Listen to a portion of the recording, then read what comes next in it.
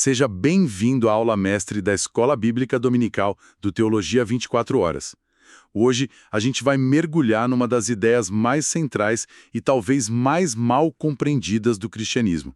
O que realmente significa ser uma nova criatura em Cristo. A gente ouve essa expressão o tempo todo, mas o que ela quer dizer na prática, sabe? No meio da rotina, das nossas falhas e lutas. Exatamente. E essa é uma pergunta crucial. Muitas pessoas acabam se frustrando porque a promessa de transformação parece não se concretizar, né? A vida cristã vira um esforço exaustivo de tentar ser melhor e a alegria se perde no caminho. E a nossa fonte de hoje, que é uma lição preparada pelo pastor Francisco Miranda para o primeiro trimestre de 2026, argumenta que talvez essa frustração toda venha de um erro lá no ponto de partida. E essa é a nossa missão aqui, mergulhar nessa fonte para entender a lógica da transformação que o Evangelho propõe. A lição sugere que não se trata de uma simples reforma de comportamento, é algo bem mais profundo. Vamos investigar por que o arrependimento é esse ponto de partida obrigatório, como isso redefine completamente a nossa identidade e, claro, como essa nova vida se manifesta no dia a dia. Ok, vamos mergulhar nisso. A lição já começa de forma bem direta, quase um soco no estômago, com a ordem de João Batista e do próprio Jesus. Arrependei-vos. Porque isso é uma ordenança, um comando e não só uma sugestão amigável? Essa é a pergunta fundamental. E a resposta, segundo a fonte, está no diagnóstico que a Bíblia faz da condição humana. Dentro da teologia cristã, o ponto de partida para tudo é o que a gente chama de a queda. A ideia, como Paulo descreve em Romanos, é que a natureza humana não tem só os defeitinhos, sabe? Ela foi fundamentalmente corrompida na raiz. Houve uma ruptura. E essa ruptura trouxe separação de Deus, morte espiritual. Então não é só um pneu furado que a gente precisa consertar. O motor fundiu. Exatamente essa imagem. Por causa dessa premissa, qualquer solução precisa ser igualmente fundamental. Não adianta fazer ajuste superficial. Jesus diz para o Nicodemos que é preciso nascer de novo. É uma imagem radical. O arrependimento, nesse contexto, não é uma opção. É o único primeiro passo possível para sair desse domínio do pecado e entrar voluntariamente sob o senhorio de Cristo. A fonte usa uma analogia que eu achei muito boa para ilustrar isso. Diz que não se conserta um sistema operacional corrompido só mudando o papel de parede ou instalando um aplicativo novo. Sim, essa analogia é ótima. É preciso formatar o disco e instalar um sistema completamente novo. Agora, essa analogia é útil, mas ela não corre o risco de fazer a vida cristã parecer um evento único, uma instalação que resolve tudo de uma vez? A experiência de muitos é uma luta diária, né? Excelente ponto. Toda analogia tem seus limites, claro. Ela é perfeita para explicar a necessidade de uma mudança radical e não só cosmética. E é nesse sentido que a fonte usa. Mas você tem razão, a experiência diária é mais complexa. E é aí que a gente precisa entender o que arrependimento realmente significa. No grego do Novo Testamento, a palavra é metanoia. E ela não significa primariamente sentir-se mal ou ter remorso. Ah, isso é importante. Muito. Metanoia é uma mudança completa de mente, de direção, de lealdade. É virar 180 graus. Por isso é um mandamento, tanto no Antigo Testamento com os profetas, quanto no Novo. E o ponto crucial que a lição destaca é que o arrependimento não compete com a graça. Pelo contrário, ele é a porta pela qual a graça de Deus nos alcança para operar essa nova instalação. Isso me leva a uma distinção que a lição faz e que eu achei muito prática. A diferença entre alguém que busca Cristo como um socorro para os problemas e alguém que o aceita como Senhor da vida. Na prática, como a gente consegue diferenciar uma coisa da outra? Porque a linha é bem tênue, não é? É uma linha tênue e crucial. O arrependimento é o que ilumina essa diferença. Buscar a Cristo como socorro é essencialmente querer os benefícios do reino sem se submeter ao rei. É tipo querer usar o hospital de um país, mas sem querer virar cidadão e obedecer às leis. É uma negociação com Deus. Exato. A fonte chama de tentativa de negociação. A gente quer o perdão, a paz, a ajuda nas crises, mas quer manter o controle, o trono do nosso coração. O arrependimento confronta isso. Ele é o ato de abdicação, é dizer, eu não sou o Senhor da minha vida, tu és. E a Bíblia conecta isso direto com a salvação, como em Atos, quando Pedro diz: arrependei-vos para a remissão dos vossos pecados. A rendição vem antes do recebimento. E aqui fica realmente interessante. A lição diz que arrependimento e fé são como duas faces da mesma moeda. Citando Marcos: arrependei-vos e crede no Evangelho. Não dá para ter um sem o outro. Mas, na prática, a gente vê muita tentativa de separar os dois, né?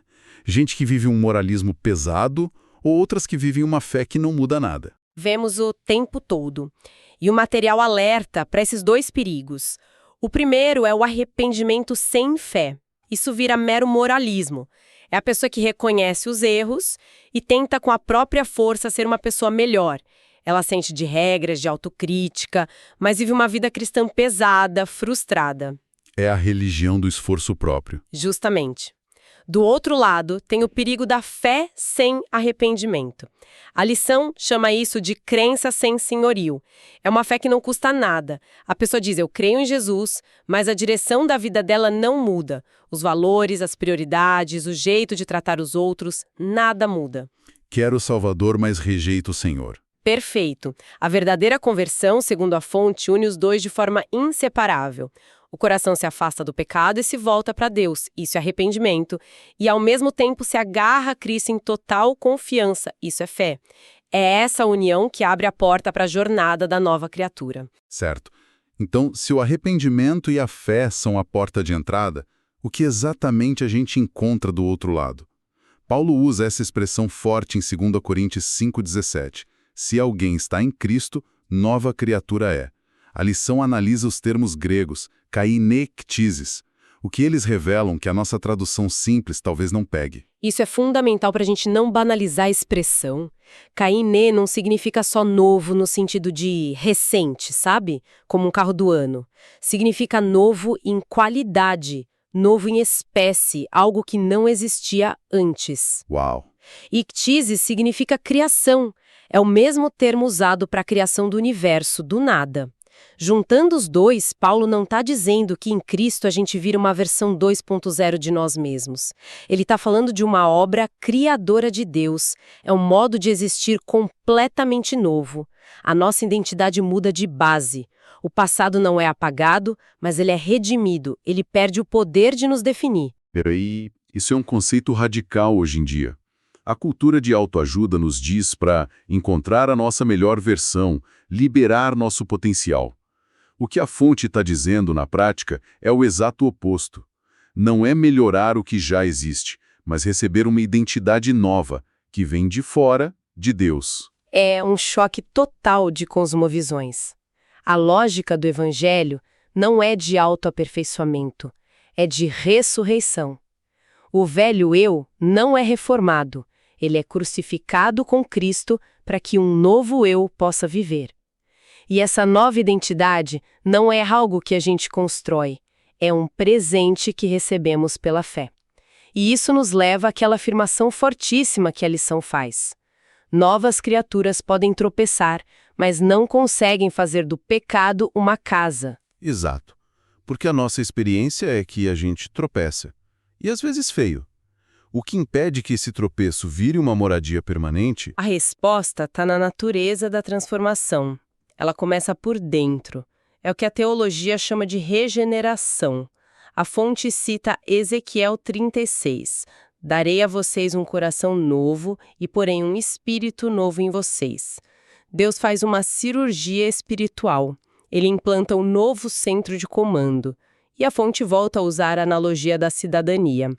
Quando você se naturaliza num novo país, você recebe uma nova identidade, um passaporte novo. Passa a viver sob novas leis. Isso, canta um novo hino, tem lealdade a uma nova bandeira. Em Cristo, nossa cidadania muda do reino das trevas para o reino do seu Filho amado. A nossa referência é outra.